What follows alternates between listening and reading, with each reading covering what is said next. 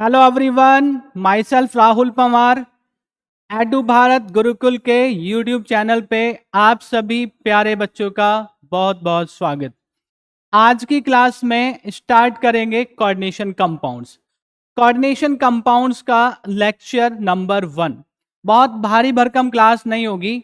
दो चीजें इस क्लास में पढ़ाऊंगा, कोऑर्डिनेशन कंपाउंड्स का इंट्रोडक्शन और दूसरा कुछ इंपॉर्टेंट टर्म्स जो कोऑर्डिनेशन कंपाउंड्स को समझने के लिए जरूरी होती हैं। ठीक है, तो फिर शुरू करते हैं इस चैप्टर में क्या क्या सिलेबस आता है। ठीक है, सीबीएसई बोर्ड के पॉइंट ऑफ व्यू से ये जो चैप्टर है स्टार्ट किया जा रहा है।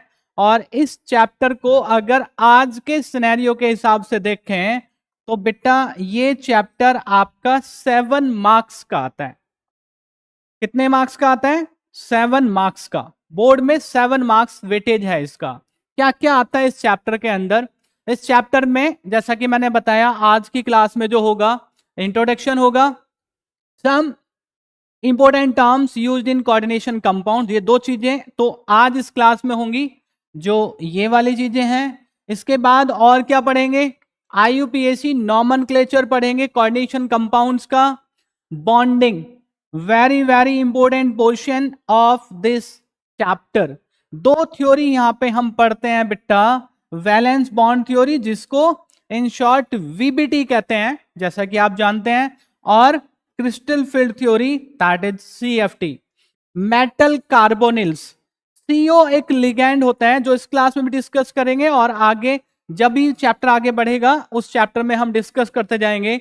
तो जो कार्बोनिल, सीओ एक लिगैंड होता है, उस लिगैंड के जितने भी कोऑर्डिनेशन कंपाउंड्स होते हैं उनको मेटल कार्बोनिल्स कहा जाता है। अलग तरह की बॉन्डिंग वीबीटी और सीएफटी से रहती है, इसलिए अलग से बॉन्डिंग पढ़ी जाती है जिसको हम कहते हैं बॉन्डिंग इन मेटल कार्बोनिल्स। ठीक है, आइसोमेरिज्म इन कोऑर्डिनेशन कंपाउंड्स पढ़ते हैं, कोऑर्डिनेशन कंपाउंड्स की स्टेबिलिटी पढ़ते हैं। और एक चीज यहां मिसिंग है जो मुझे ध्यान है, applications of coordination compounds. CBSE board exam में एप्लीकेशन से भी क्वेश्चंस पूछ लिया जाता है, पूछा भी गया है बहुत बार। ठीक है, तो आगे बढ़े।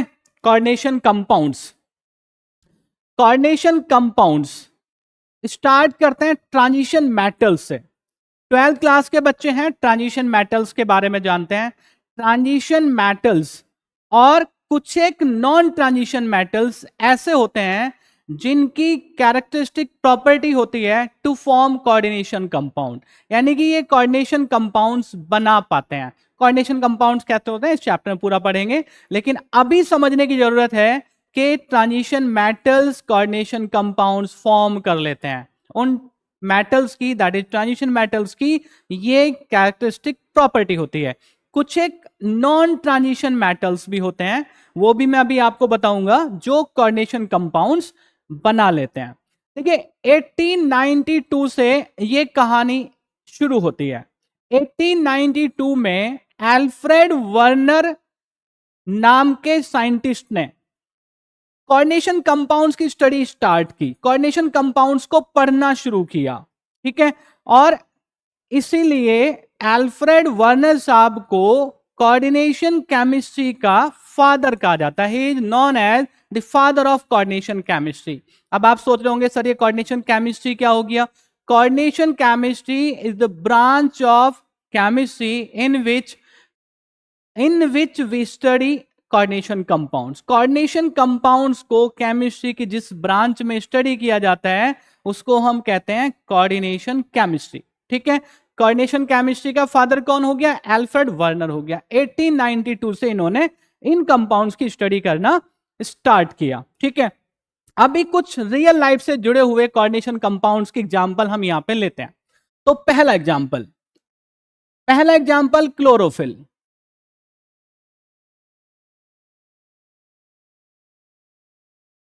क्लोरोफिल कोऑर्डिनेशन कंपाउंड है और ये कंपाउंड है मैग्नीशियम मेटल का। ठीक है, दूसरा हीमोग्लोबिन। हीमोग्लोबिन कोऑर्डिनेशन कंपाउंड है आयरन का। थर्ड एग्जाम्पल, 3 एग्जाम्पल से आपको समझ में आ जाएगा। वैसे एक सिस्प्लेटिन भी है, यहां मैं विटामिन B12 का एग्जाम्पल लूंगा। Vitamin B12 is again a coordination compound. और कौन से मेटल का कोऑर्डिनेशन कंपाउंड होता है ये कोऑर्डिनेशन कंपाउंड होता है कोबाल्ट का। अब यहां पे 3 एग्जाम्पल लिए हैं बेटा। ये जो 2 मेटल हैं जिनके कोऑर्डिनेशन कंपाउंड की हम बात कर रहे हैं, ये आपके होते हैं ट्रांजिशन मेटल्स। आप जानते हैं इनको, ट्रांजिशन मेटल्स। लेकिन मैग्नीशियम जो मेटल है ये ट्रांजिशन मेटल की कैटेगरी में नहीं आता, इसलिए इसको हम कहेंगे नॉन ट्रांजिशन मेटल। तो ट्रांजिशन मेटल्स और कुछ एक नॉन ट्रांजिशन मेटल्स होते हैं जो जो क्या करते हैं, कोऑर्डिनेशन कंपाउंड्स फॉर्म कर लेते हैं। ठीक है, तो बेसिक सी बातें समझ में आ गई।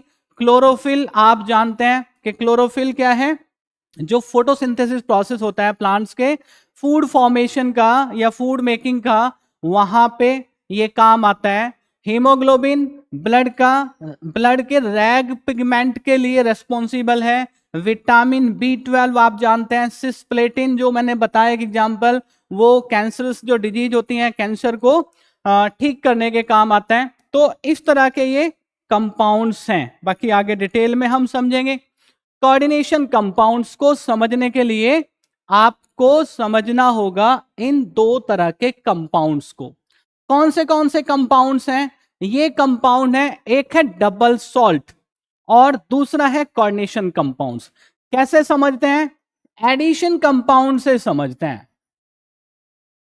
अब एडिशन कंपाउंड अगर यहां पे कहा तो इसका मतलब ये नहीं है कि यहां पे 2 या 3 कंपाउंड उठाए, उनको ऐड कर दिया, उनके पाउडर लिए, मिक्स कर दिए और एडिशन कंपाउंड आपको मिल गया। नहीं, एडिशन कंपाउंड जब हम फॉर्म करने होते हैं हमने, तो वहां पे क्या करते हैं, 2 और मोर देन 2 आयनिक कंपाउंड्स हम लेते हैं, उनको मिक्स करते हैं और उनका क्रिस्टलाइजेशन कराते हैं। और जब ये एडिशन कंपाउंड बनते हैं तो उन मिलाने वाले कंपाउंड्स का फिर फिक्स्ड प्रोपोर्शन यहां पे रहता है। तो एक फिक्स्ड प्रोपोर्शन में 2 या मोर देन 2 कंपाउंड्स ऐड होते हैं, क्रिस्टलाइज होते हैं टू फॉर्म एडिशन कंपाउंड्स। अब एडिशन कंपाउंड जो हमको समझ में आते हैं, तो addition compounds are of 2 types, double salts, coordination compounds. Double salts में कौन से एग्जाम्पल हम ले सकते हैं? डबल सॉल्ट्स में हम एग्जाम्पल ले सकते हैं मोर सॉल्ट का। ठीक है जी, मोर सॉल्ट समझ लें आप, मोहर सॉल्ट। मोहर सॉल्ट का एग्जाम्पल। दूसरा एग्जाम्पल कौन सा ले सकते हैं हम? पोटाश एलम का ले सकते हैं। पोटाश एलम फिटकरी कही जाती है। तीसरा एग्जाम्पल कौन सा ले सकते हैं? कार्नेलाइट ले सकते हैं। अब ये मोहर सॉल्ट, पोटाश एलम, कार्नेलाइट थोड़ा कम पड़ते हैं, इसलिए ये वाला एग्जाम्पल मैं ले लेता हूं। KCl MgCl2 6H2O। ठीक है, ये हमारा एक डबल सॉल्ट का एग्जाम्पल हो गया। इन दोनों की जो एग्जाम्पल हैं वो लिखने की जरूरत नहीं है। जो ये मोहर सॉल्ट है वो फेरस अमोनियम सल्फेट होता है, और जो आपका पोटाश एलम होता है पोटेशियम सल्फेट एल्यूमिनियम सल्फेट होता है। 24 वाटर मॉलिक्यूल्स होते हैं। ये सारी चीजें छोटी छोटी हैं जो आती हैं आपको, लेकिन मैं कार्नेलाइट से अपनी बात आपको समझाने की कोशिश करूंगा। ये एक डबल सॉल्ट है बेटा। ठीक है, ये क्या है? एक डबल सॉल्ट है। तो हमने एक डबल सॉल्ट लिया जिसको हम कहते हैं कार्नेलाइट, और उसका फॉर्मूला होता है KCl MgCl2.6H2O। ठीक है, ये एडिशन कंपाउंड में डबल सॉल्ट हुआ। यहां पे इसको मैं वापस लिख लेता हूं। ये कार्नेलाइट का एग्जांपल है, KCl MgCl2 और 6 वाटर मॉलिक्यूल्स ऑफ क्रिस्टलाइजेशन। ठीक है, ये तो हुआ डबल सॉल्ट। कोऑर्डिनेशन कंपाउंड में एग्जांपल लेते हैं हम K4FeCN6। ठीक है, ये कोऑर्डिनेशन कंपाउंड है। दोनों में फर्क कैसे करते हैं? अब डबल सॉल्ट कोऑर्डिनेशन कंपाउंड्स को कैसे हम डिफाइन करेंगे, कैसे दोनों में फर्क समझेंगे? देखो, KCl MgCl2 6H2O double salt carnallite और कोऑर्डिनेशन कंपाउंड K4FeCN6, दोनों का अलग अलग जब वाटर में सॉल्यूशन बनाया जाता है, तो जब हम इस कंपाउंड को यानी कि किसी डबल सॉल्ट को वाटर में डिजॉल्व करते हैं, तो ये वाले कंपाउंड अपनी आइडेंटिटी लूज कर देते हैं। क्या बोला मैंने? अपनी आइडेंटिटी लूज कर देते हैं। इस तरह से आयनाइज हो जाते हैं वाटर के अंदर। डबल सॉल्ट कोऑर्डिनेशन कंपाउंड को अगर हम वाटर के अंदर डिजॉल्व करें तो ये आयनाइज होके कुछ इस तरह आपको आयंस देगा। और कोऑर्डिनेशन कंपाउंड्स जो हैं, इस पे चार्ज आ जाएगा भाई आपका 4-।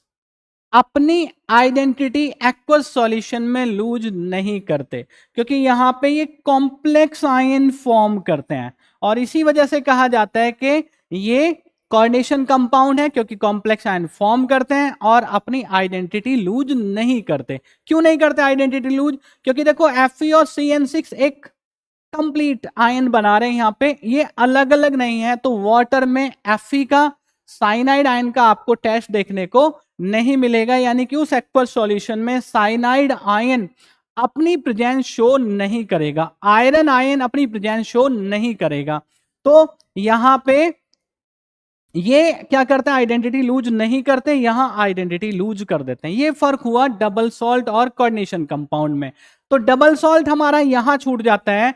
अभी हमें इस चैप्टर में इस तरह के कंपाउंड्स पढ़ने हैं जो वाटर में सॉल्यूशन बनाने पे अपनी आइडेंटिटी लूज नहीं करते, और जब आयनाइज होते हैं तो वहां पे हमको एक कॉम्प्लेक्स आयन, देखो बेसिक सी डेफिनेशन है, कॉम्प्लेक्स आयन हमको वहां पे मिलता है, और उस कॉम्प्लेक्स आयन की वजह से ही इनको हम क्या कहते हैं? कोऑर्डिनेशन कॉम्प्लेक्स या कोऑर्डिनेशन कंपाउंड्स कहते हैं।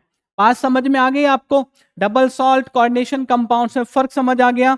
तो अब शुरू करते हैं कोऑर्डिनेशन कंपाउंड्स। और कोऑर्डिनेशन कंपाउंड्स में some important terms used in coordination compounds, कुछ ऐसी टर्म्स होती हैं जो वहां पे यूज होती हैं।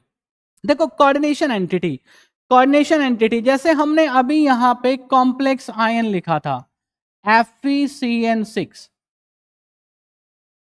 4-।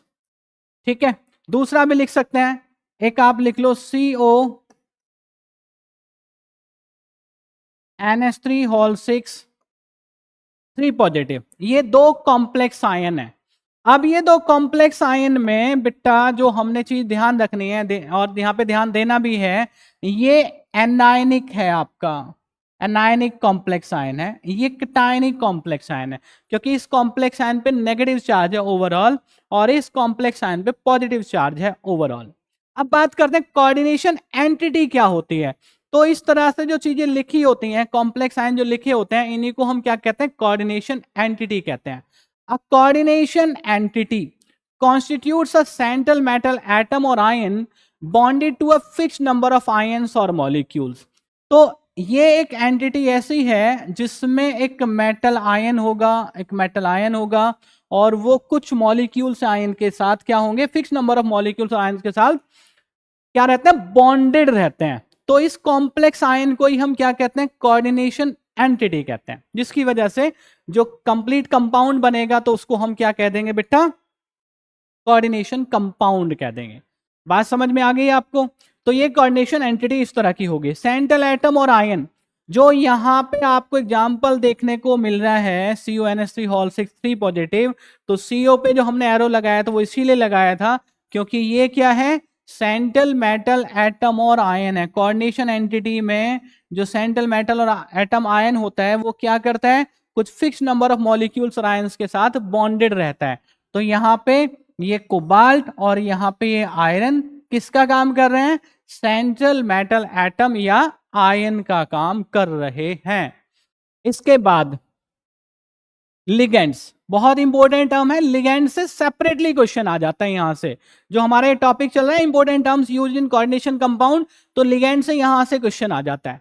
ठीक है, अब लिगेंड्स क्या होते हैं? देखो, जो अभी हमने कोऑर्डिनेशन एंटिटी यहां पे लिखी थी FeCN6 4-। ठीक है, इस कोऑर्डिनेशन एंटिटी में सेंट्रल मेटल आयन और उसके साथ जो मॉलिक्यूल से आयन बॉन्डेड हैं they are known as ligands. ठीक है, पढ़ लें एक बार। द मॉलिक्यूल्स और आयंस हैविंग लॉन पेयर वाली बात समझाऊंगा अभी।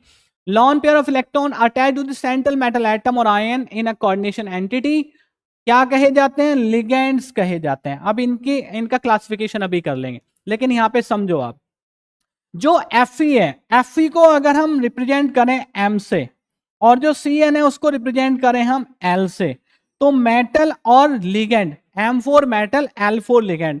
लिगेंड क्या करता है? अपना एक पेयर इलेक्ट्रॉन्स का मेटल को डोनेट करता है। ठीक है ना, इस तरह से यहां पे बॉन्डिंग होती है। कोऑर्डिनेशन एंटिटी में हमने पढ़ा ना, कोऑर्डिनेशन एंटिटी क्या होती है? एक सेंट्रल मेटल आयन बॉन्डेड रहता है किसके साथ? कुछ फिक्स्ड मॉलिक्यूल्स और आयंस के साथ, और उन फिक्स्ड मॉलिक्यूल्स और आयंस को हम क्या कहते हैं बेटा? लिगेंड्स कह देते हैं। ये लिगेंड्स हो गए। तो लॉन पेयर ऑफ इलेक्ट्रॉन का मतलब ये है कि जो वो मॉलिक्यूल या आयन होगा वो अपना एक pair of electrons metal ion को डोनेट करके रखता है कॉम्प्लेक्स आयन में। ठीक है, इसलिए यहां पे लॉन पेयर जो टर्म है वो यूज की गई है। वापस पढ़ लें आप, द मॉलिक्यूल्स और ions having lone pair of electrons attach to the किसके साथ? सेंट्रल मेटल एटम के साथ जो अटैच होते हैं, lawn pair of electron donate करके रहते हैं, उनको हम लिगेंड्स कहते हैं। ठीक है, लिगेंड्स बेटा आपके न्यूट्रल हो सकते हैं, एनायनिक हो सकते हैं, कैटायनिक हो सकते हैं। तो अगर हम देखो एनायनिक लिगेंड्स की बात करें, एनायनिक लिगेंड्स वो लिगेंड्स होंगे जिनके ऊपर नेगेटिव चार्ज होगा। जैसे क्लोराइड आयन हो गया, ये एनायनिक लिगेंड है। फ्लोराइड आयन हो गया, ये एनायनिक लिगेंड है। OH माइनस हो गया, C2O4 2 माइनस हो गया, Cn माइनस हो गया, ये सब क्या है? एनायनिक लिगेंड्स हैं। ठीक है, न्यूट्रल लिगेंड्स के बारे में बात करें तो न्यूट्रल लिगेंड्स में आपका देखो अमोनिया आ जाता है, वाटर आ जाता है बेटा, कार्बोनिल आ जाता है, नाइट्रोसिल आ जाता है, इथेन 1,2 डाइअमीन, ये एब्रीवेशन है इथेन 1,2 डाइअमीन का। फॉर्मूला क्या होता है इसका? फॉर्मूला देख लो आप, ethane 1,2 डाइअमीन NH2 CH2 CH2 NH2। इसकी जरूरत पड़ेगी अभी हमें, लेकिन अभी आप यहां पे इसको न्यूट्रल लिगेंड में कंसीडर कर लो। न्यूट्रल लिगेंड में हम कंसीडर कर रहे हैं। ठीक है, और अगर हम बात करें कैटायनिक लिगेंड्स की, तो कैटायनिक लिगेंड्स रेयर केसेस में मिलते हैं। NO+, नाइट्रोसीलियम आयन, क्या बोला मैंने? नाइट्रोसीलियम आयन, ये कैटायनिक लिगेंड है। एक वो हमारा हाइड्रोजीन होता है, हाइड्रोजीन में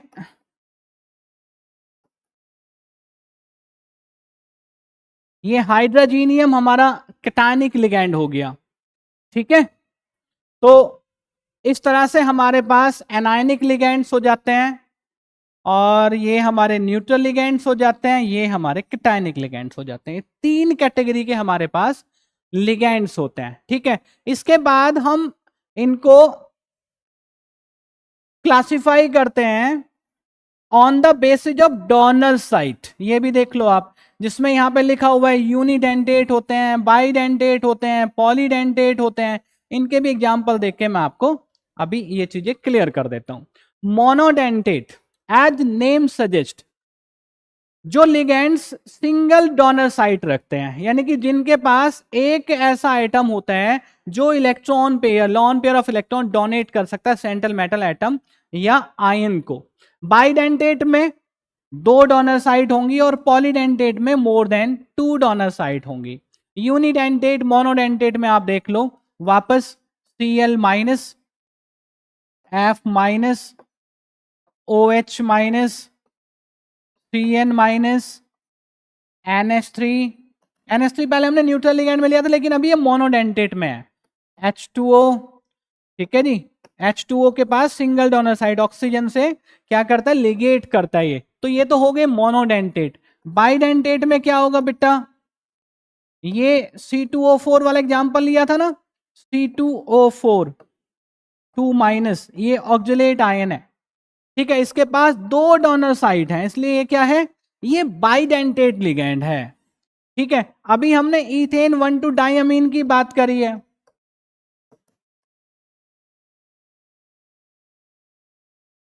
इथेन 1,2 डाइअमीन के पास कितनी डोनर साइट है, 2 डोनर साइट है, तो ये हमारा क्या हो गया, बाइडेंटेट लिगैंड हो गया। तो जिस लिगैंड के पास जितनी डोनर साइट है उसका नाम उसी हिसाब से, on the basis of donor sites, ठीक है। मोनोडेंटेट सिंगल डोनर साइट है, बाइडेंटेट 2 डोनर साइट्स हैं, ट्राइडेंटेट 3 डोनर साइट है, टेट्राडेंटेट जो हो गया हमारा वो 4 डोनर साइट्स हो गए, पॉलीडेंटेट मोर देन 2 वालों को कहते हैं। पॉलीडेंटेट का एक बहुत बढ़िया सा एग्जांपल बेटा आप सीख लो यहां पे, EDTA4 माइनस, ध्यान देना, EDTA4 minus, ethylene diamine tetra acetate ion. अब ethylene diamine tetra acetate ion कैसे बनाते हैं, देखो 6 डोनर साइट होंगे, ठीक है ना, 6 डोनर साइट, एक ये हो गई, और ये NH2 है तो H यहां नहीं रहेगा, यहां 2 एसीटेट आयन आएंगे। तो यहां देखो CH2 COO minus, CH2 COO minus, CH2 COO minus, CH2 COO minus, 6 donor sites होते हैं। एक डोनर साइट ये 1 2 और 3 4 5 6, इथाइलिन डाइअमीन टेट्राएसीटेट, टेट्राएसीटेट यानी कि 4 डोनर साइट वहां होगी और डाइअमीन में 2 डोनर साइट ये हो गई, ये देखो, ठीक है। तो इस तरह से ये पॉलीडेंटेट लिगैंड हो जाता है, जिस लिगैंड में मोर देन 2 डोनर साइट होते हैं, पॉलीडेंटेट लिगैंड की कैटेगरी में हम उसको रखते हैं। तो बात समझ में आ गई, एनायनिक लिगैंड्स कौन से होते हैं, नेगेटिव चार्ज प्रेजेंट होगा, कैटायनिक लिगैंड कौन से होते हैं, पॉजिटिव चार्ज प्रेजेंट होगा। न्यूट्रल मॉलिक्यूल्स अगर वो लिगैंड की तरह बिहेव करता है तो न्यूट्रल लिगैंड की तरह बिहेव करेगा, न्यूट्रल लिगैंड कह देंगे। यूनिडेंटेट या मोनोडेंटेट का मतलब सिंगल डोनर साइट, बाइडेंटेट का मतलब 2 डोनर साइट, पॉलीडेंटेट का मतलब more than 2 donor site. Simple हो गया। पॉलीडेंटेट में एक एग्जांपल आप ये जरूर ध्यान रखना, EDTA4 माइनस, ठीक है, इथाइलिन डाइअमीन टेट्रा एसीटेट। इसके बाद आता है एम्बीडेंटेट लिगैंड।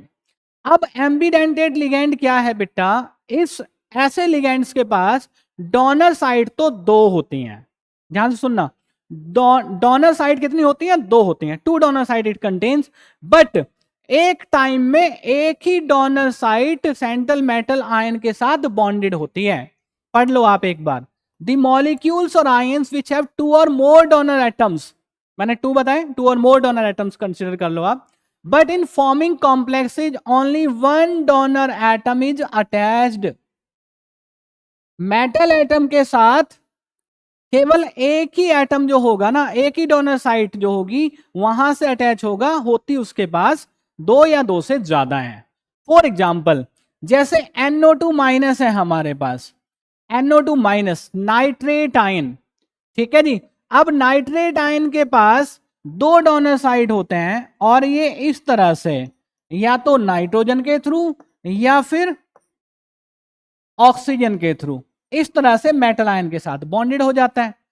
तो डोनर साइट एक हुई, लेकिन एक टाइम में एक के साथ ही बॉन्डेड रहता है, एक के थ्रू बॉन्डिंग करता है मेटल आयन के साथ, ठीक है जी।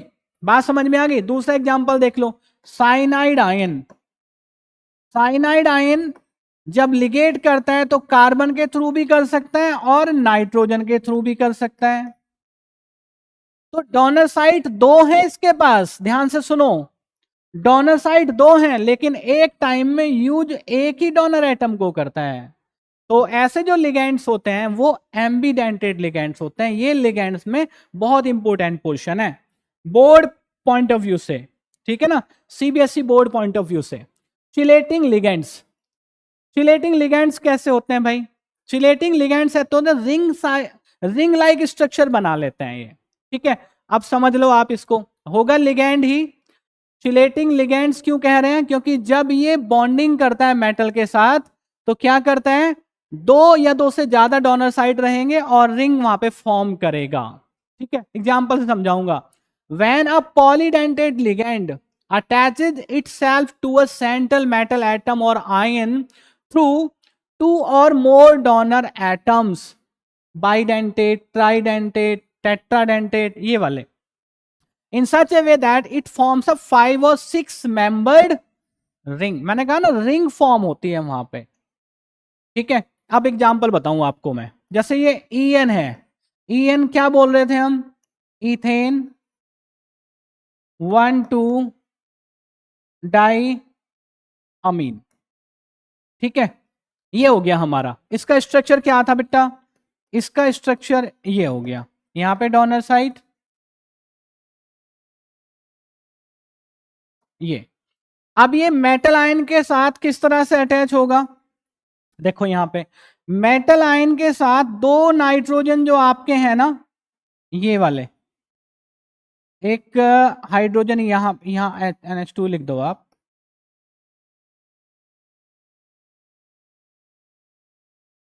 ये देखो आप, बन गया। तो यहां पे जो ये बाइडेंटेड लिगेंड आपका है इथेन 1,2 डाइअमीन, जब ये मेटल के साथ लिगेट करता है, यानी कि मेटल के साथ बॉन्डिंग करता है, तो ये जब बॉन्डिंग कर लेता है तो यहां पे एक रिंग बन जाता है। ठीक है, तो इस तरह के जो लिगेंड्स होते हैं जो मेटल आयन के साथ, सेंट्रल मेटल एटम के साथ रिंग फॉर्म करते हैं, 5 और 6 मेंबर्ड रिंग फॉर्म करते हैं, तो ऐसे लिगेंड्स को हम चिलेटिंग लिगेंड्स कहते हैं। और ये अलग तरह की चीजें चली जाती हैं और इनको हम क्या कहते हैं, चिलेशन या चिलेट बोलते हैं।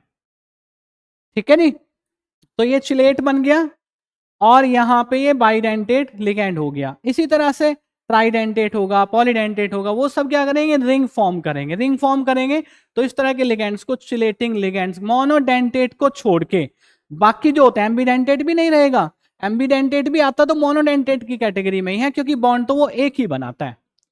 समझ में आ गई बात, मैंने एग्जाम्पल से आपको समझा दिया यहां पे। चलो आगे बढ़े, कोऑर्डिनेशन नंबर, कोऑर्डिनेशन स्फीयर, एक एग्जाम्पल से समझा दूंगा। CONH3 होल 6 3 पॉजिटिव, ये आपका एक कॉम्प्लेक्स आयन है। ठीक है, coordination number, central metal ion, ध्यान सुनो, सेंट्रल मेटल आयन जो कॉम्प्लेक्स आयन में प्रेजेंट है उसने कितने बॉन्ड बनाए हैं, number of bonds formed by central metal ion in a complex ion is known as its coordination number. तो वो नंबर है बॉन्ड्स का। जैसे अगर हम यहाँ कोबाल्ट में बात करें तो कोबाल्ट में जो कोऑर्डिनेशन नंबर बेटा यहाँ पे होगा वो 6 होगा। अब दूसरा एग्जांपल थोड़ा सा कंफ्यूजिंग, जैसे ये है, ये यहां पे क्या है, इथेन 1,2 डाइअमीन है और उस 3 मॉलिक्यूल्स वहां पे प्रेजेंट हैं, एक कोऑर्डिनेशन कंपाउंड बना रखा है, कॉम्प्लेक्स आयन बना रखा है। लेकिन ये एक ईएन अभी मैंने आपको लास्ट वाले उसमें स्लाइड में बता के दिखाया था, ये जो एग्जांपल है, ये एग्जांपल बेटा क्या करता है, ये 2 बॉन्ड बनाता है। अब एक ईएन 2 बॉन्ड बनाएगा तो बॉन्ड कितने बनेंगे, टोटल 3 मॉलिक्यूल्स प्रेजेंट हैं तो 6, तो कोऑर्डिनेशन नंबर यहां पे भी आपका बेटा 6 होगा। तो टोटल नंबर ऑफ बॉन्ड्स आपको काउंट करना है। कोऑर्डिनेशन स्फीयर भी यहीं से समझ लो आप, जब कॉम्प्लेक्स आयन को स्क्वायर ब्रैकेट में लिखा जाता है, जो कोऑर्डिनेशन एंटिटी हमारी होती है उसी को हम कोऑर्डिनेशन स्फीयर भी कह देते हैं। तो कोऑर्डिनेशन स्फीयर आपका क्लियर हो गया और कोऑर्डिनेशन नंबर भी आपका क्लियर हो गया। बात समझ में आई कि नहीं आई, हो गया क्लियर कि नहीं हुआ, बता दो भाई। तो कोऑर्डिनेशन नंबर यहां पे 6, कोऑर्डिनेशन नंबर 6। ठीक है, एक एग्जांपल यहां पे देख लो आप, निकिल टेट्रा कार्बोनिल या टेट्रा कार्बोनिल निकिल। ठीक है, यहां पे निकिल कितने बॉन्ड बना रहा है कार्बोनिल के साथ, 4 बॉन्ड्स बना रहा है। तो जो कोऑर्डिनेशन नंबर यहां पे होगा बेटा वो 4 होगा, यानी कि आपको सेंट्रल मेटल एटम या आयन के बॉन्ड्स काउंट कर लेने हैं, सिंपल सी बात ये है। ठीक है, अब ये आपको ध्यान देना है कि मोनोडेंटेट, क्या मोनोडेंटेट लिगेंड प्रेजेंट है, बाइडेंटेट लिगेंड प्रेजेंट है, कौन सा लिगेंड प्रेजेंट है, कितने बॉन्ड बना रहा है, वो नंबर ऑफ बॉन्ड्स आपको काउंट करने हैं, तभी आप कोऑर्डिनेशन नंबर सही कर सकते हैं। क्लियर है? चलें आगे। चलिए, कोऑर्डिनेशन पॉलीहेड्रन। अब जैसे हमारे पास अभी हमने लास्ट स्लाइड में भी एग्जांपल लिखा था CONH3 होल 6, ये हमारे पास कॉम्प्लेक्स आयन है। ठीक है, अब ये कॉम्प्लेक्स आयन जो है, इसमें सेंट्रल मेटल एटम तो हो गया हमारा कोबाल्ट, सेंट्रल मेटल एटम, और जो अमोनिया हो गया ये हमारे हो गए 6 लिगेंड्स। अब ये 6 लिगेंड्स क्या होते हैं, कोबाल्ट को सराउंड करते हैं। ठीक है, कोबाल्ट रहेगा सेंटर में और 6 यहां समझ लो आप, ये कोबाल्ट है, ये 6 अमोनिया मॉलिक्यूल्स इसके चारों तरफ रहेंगे। तो 6 अमोनिया मॉलिक्यूल्स का, या हम जनरली कहें तो लिगेंड्स का एक स्पेशल अरेंजमेंट होता है around the central metal atom और आयन। तो ये जो स्पेशल अरेंजमेंट है स्पेस में लिगेंड्स का around the central metal ion, ये कोऑर्डिनेशन पॉलीहेड्रन होता है। अगर हम CONH3 होल 6 3 पॉजिटिव की बात करें तो ये आपका एक ऑक्टाहेड्रल स्पीसीज है। ठीक है, ये ज्योमेट्री फिक्स है, और जब ये ऑक्टाहेड्रल हुआ तो इसका मतलब स्पेस में अरेंजमेंट ऑक्टाहेड्रल ही हो गया। तो ये वाली बात जो हम कर रहे हैं इसको हम कहते हैं कोऑर्डिनेशन पॉलीहेड्रन। बात समझ में आ गई? ठीक है, NiCO4, NiCO4 अगर आप देखेंगे तो यहां पे ज्योमेट्री मैं अभी बताऊंगा नहीं आपको, यहां पे ज्योमेट्री या तो इसकी होगी, आप देखना, या तो इसकी होगी टेट्राहेड्रल या फिर होगी स्क्वायर प्लेनर, क्योंकि 4 लिगेंड यहां पे प्रेजेंट है। तो इस तरह से जो स्पेशल अरेंजमेंट स्पेस में रहता है लिगेंड्स का around the central metal atom और आयन, इसको हम कहते हैं coordination polyhedron. Homoleptic heteroleptic complexes. ठीक है जी, चलो ये भी लिखा रहने देते हैं। होमोलैप्टिक हेट्रोलैप्टिक, बड़ी सिंपल सी बात है। होमोलैप्टिक कॉम्प्लेक्सेज, हेट्रोलैप्टिक कॉम्प्लेक्सेज, एक सेंटेंस में समझाऊंगा। किसी कोऑर्डिनेशन कंपाउंड में अगर सारे लिगेंड सेम है होमोलैप्टिक, और अगर डिफरेंट है तो हेट्रोलैप्टिक। ठीक है, अब आप एग्जांपल समझ लो, यहां पे निकिल के साथ जो लिगेंड है चारों सेम है, ये होमोलैप्टिक, होमोलैप्टिक कॉम्प्लेक्स। ठीक है साहब, अब दूसरा एग्जांपल अगर हम यहां पर ले लें तो ये हमारा हो गया CONH3 होल 4 Cl2, और कंपाउंड कंप्लीट कर दो। इसमें दो तरह के लिगेंड है, 2 types of ligands are present over there, that's why ये कौन सा हो गया, हेट्रोलैप्टिक हो गया बच्चों। कैसा हो गया, हेट्रोलैप्टिक कॉम्प्लेक्स, या कोऑर्डिनेशन कॉम्प्लेक्स लिख देता है, कोऑर्डिनेशन कंपाउंड। ठीक है, सिंपल सी बात है। Homoleptic, homo mean same, same kind of ligands. Heteroleptic, hetero means different, different kind of ligands. ठीक है, बात समझ में आ गई? चलो, इसके बाद एक और इंपॉर्टेंट बात यह है कि ये जब आप चैप्टर पढ़ते जाएंगे तो आपको ये चीजें परेशान भी करेंगी, लेकिन यहां सीख लेंगे तो परेशान नहीं करेंगी। क्या है ये? ऑक्सीडेशन स्टेट है किसका, सेंट्रल मेटल एटम या आयन का। ठीक है, देखते हैं ऑक्सीडेशन स्टेट यानी कि उस कंपाउंड में, उस कॉम्प्लेक्स आयन में उस मेटल पे चार्ज कितना है। ठीक है, देखें जैसे यहां पे FeCN6 4 minus, CONH3 whole 6 3 positive, NiCO4, इन पे जो इन कंपाउंड्स में, इन कॉम्प्लेक्स में जो सेंट्रल मेटल एटम है उस पे चार्ज आपको देखना है, that will be oxidation state of central metal atom और आयन।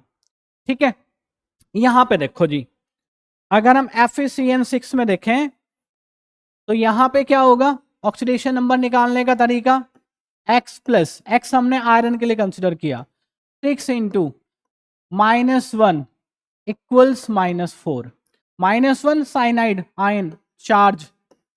ठीक है, तो यहां पे x इक्वल्स +2, यानी कि इस आयरन की जो ऑक्सीडेशन स्टेट है वो +2 हो जाती है।